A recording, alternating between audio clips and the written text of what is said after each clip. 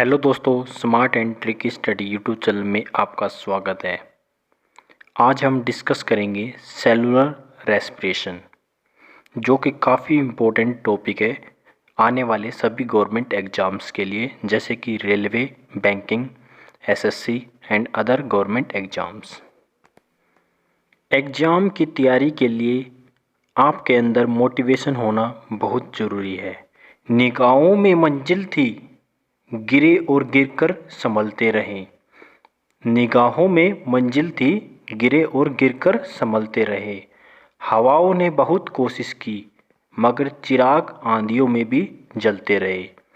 सो दोस्तों, इसी के साथ शुरुआत करते हैं आज का topic cellular respiration. Cellular respiration start करने से पहले हम दो टर्मिनोलॉजी डिस्कस करेंगे। एक है फोटोसिंथेसिस, प्रकाश संश्लेषण प्रक्रिया, और दूसरी है माइटोकॉन्ड्रिया। दोनों को हम ब्रीफ में डिस्कस करेंगे, उसके बाद हम सेलुलर रेस्पिरेशन को डिस्कस करेंगे। Let's start from photosynthesis. जैसे कि दोस्तों आप जानते हैं, प्रकाश संश्लेषण प्रक्रिया में सूर्य से आने वाली किरण, सनलाइट, कार्बन डाइऑक्साइड और वाटर तीनों को मिला करके एक खाना बनाने की विधि क्या है? प्रकाश संश्लेषण प्रक्रिया है। पेड़ पौधे अपना खाना किस प्रक्रिया के द्वारा बनाते हैं? फोटोसिंथेसिस के द्वारा खाना बनाते हैं। पेड़ पौधों की पत्तियों में क्या अवेलेबल होता है? क्लोरोप्लास्ट अवेलेबल होता है। और पेड़ पौधों की जो पत्तियां होती हैं उसके अंदर कौन सा मेटल पाया जाता है? मैग्नीशियम मेटल मिलता है। काफ़ी बारी क्वेश्चन एग्जाम में पूछा जाता है। सो दोस्तों, सनलाइट, कार्बन डाइऑक्साइड और पानी तीनों मिलकर के फोटोसिंथेसिस प्रक्रिया को प्रारंभ करते हैं और इससे क्या प्राप्त होता है? ग्लूकोज और ऑक्सीजन। इससे क्या प्राप्त होता है? ग्लूकोज और ऑक्सीजन। ग्लूकोज का फॉर्मूला क्या होता है? C6H12O6। फोटोसिंथेसिस की प्रक्रिया मेनली दो तरीके से होती है। एक होता है लाइट रिएक्शन, एक होती है डार्क रिएक्शन। लाइट रिएक्शन की जो डिस्कवरी कौन से साइंटिस्ट ने की थी? रॉबर्ट हिल ने। जबकि डार्क रिएक्शन की डिस्कवरी किसने की थी? ब्लैकमैन ने। सो दोस्तों, पेड़ पौधे जो एनर्जी प्राप्त करते हैं वो किस फॉर्म में प्राप्त करते हैं? एटीपी की फॉर्म में प्राप्त करते हैं। एटीपी की फुल फॉर्म क्या है? Adenosine triphosphate. एटीपी को और क्या बोलते हैं? Energy currency of cell. जबकि माइटोकॉन्ड्रिया को बोलते हैं power house of the cell. इसलिए बोलते हैं power house of the cell क्योंकि वो 24 आवर उससे एनर्जी प्राप्त होती है, चाहे दिन हो या रात हो। बट जो पेड़ पौधे होते हैं वो दिन में ही अपना खाना बनाते हैं और दिन में ही यह एनर्जी प्राप्त होती है एटीपी की फॉर्म में। इसलिए इसे only energy currency of the cell बोलते हैं, जबकि माइटोकॉन्ड्रिया को power house of the cell बोलते हैं।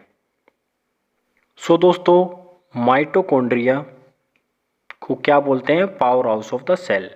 इसमें double membrane bounded cell organelle present होती है। माइटोकॉन्ड्रिया का जो नाम है, सबसे पहले इस टर्म को किसने डिस्कवर किया?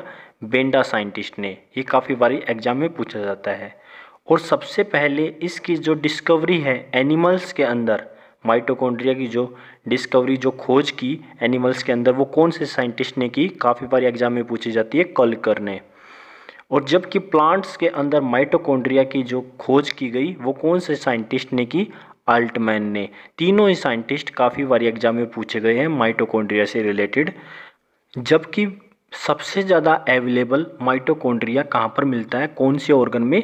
लीवर में। लीवर में सबसे ज़्यादा माइटोकॉन्ड्रिया मिलता है क्योंकि वहाँ पर सेलुलर रेस्पिरेशन सबसे ज़्यादा होता है।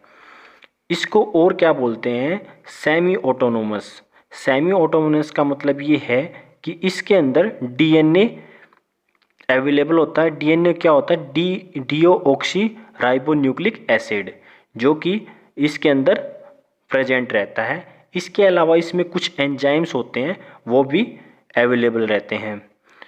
इसके अंदर और क्या क्या चीज़ें अवेलेबल रहती है? माइटोकॉन्ड्रिया के अंदर राइबोसोम्स प्रेजेंट होते हैं, एटीपी एंजाइम प्रेजेंट होते हैं। एटीपी की फॉर्म में एंजाइम उसमें अवेलेबल रहते हैं। एटीपी ही क्या है, एनर्जी करेंसी, जो कि सेल्स को ऊर्जा प्रदान करता है। इसके अंदर फूड ऑक्सीडेशन होता है जो कि खाना बनाने के लिए उत्तरदायी है। F0 F1 पार्टिकल अवेलेबल होते हैं। F0 F1 पार्टिकल काफ़ी बार एग्जाम में पूछे जाते हैं, माइटोकॉन्ड्रिया के अंदर प्राप्त होते हैं F0 F1 पार्टिकल। माइटोकॉन्ड्रिया का जो स्ट्रक्चर होता है उसमें आउटर पार्ट को क्या बोलते हैं, क्रिस्टई। क्रिस्टई क्या होता है, फिंगर लाइक स्ट्रक्चर होता है। ये जो यहाँ पर जो पार्ट दिखा रखा है ये क्या है, फिंगर लाइक स्ट्रक्चर है। इस फिंगर लाइक स्ट्रक्चर के अंदर ही क्या होते हैं, एंजाइम्स अवेलेबल होते हैं जो कि रेस्पिरेशन के अंदर मदद करते हैं। इसके अलावा इसके अंदर क्या अवेलेबल होता है, एटीपी के फॉर्म में एनर्जी डेवलप करने के लिए ये सेल्स में अवेलेबल होते हैं।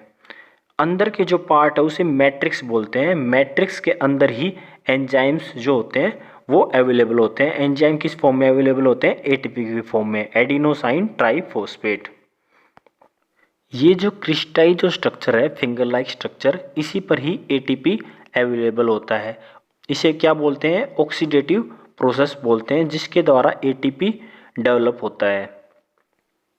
सो दोस्तों अब हम पढ़ेंगे सेलुलर रेस्पिरेशन को डिटेल में, क्योंकि अब तक हमने दोनों ही टर्मिनोलॉजी को समझा। सबसे पहले क्या पढ़ा हमने, फोटोसिंथेसिस, उसके बाद हमने पढ़ा माइटोकॉन्ड्रिया। पेड़ की जो पत्तियां होती हैं उनका जो कलर ग्रीन किस लिए होता है, मेन जो है क्लोरोप्लास्ट के अंदर अवेलेबल होता है क्लोरोफिल जो मेन कारण है जिसके कारण जो पत्तियों का जो कलर है वो ग्रीन कलर होता है। सेलुलर रेस्पिरेशन किसके अंदर होता है, माइटोकॉन्ड्रिया के अंदर, काफ़ी बार एग्जाम में पूछा गया है। ग्लाइकोसिस प्रोसेस ऐसा प्रोसेस है जिसके कारण ग्लूकोज प्यूरविक एसिड में कन्वर्ट हो जाता है। ग्लूकोज किस में कन्वर्ट होता है, प्यूरविक एसिड में।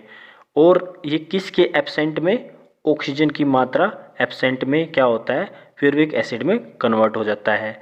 और ये साइटोप्लाज्म के अंदर ये प्रोसेस होता है, साइटोप्लाज्म के अंदर ये प्रोसेस होता है। एक जो मोल ग्लूकोज का है वो 2 प्यूरिक एसिड में कन्वर्ट हो जाता है।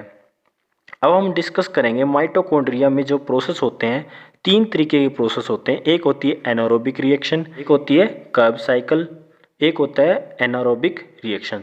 तीनों ही रिएक्शन काफ़ी इंपॉर्टेंट है एग्जाम पॉइंट ऑफ व्यू।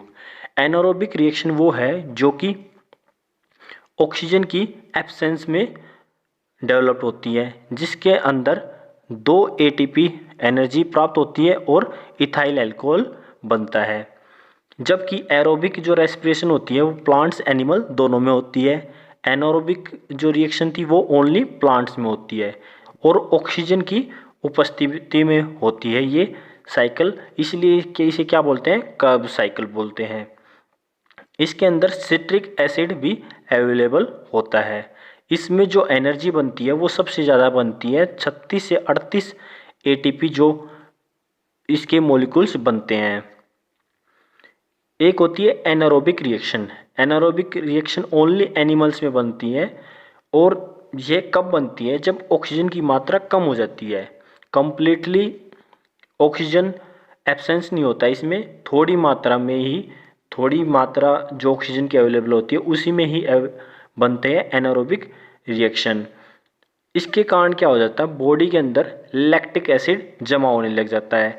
जैसे कि आप ज़्यादा घूमने लग जाओ, एक टाइम के बाद आपकी बॉडी में ऑक्सीजन की कमी हो जाएगी। जब ऑक्सीजन की कमी हो जाएगी तो आपकी बॉडी में लैक्टिक एसिड बनना स्टार्ट हो जाता है। इसी को भी बोलते हैं एनारोबिक रिएक्शन। और एनारोबिक रिएक्शन के दौरान ओनली 2 एटीपी बनते हैं।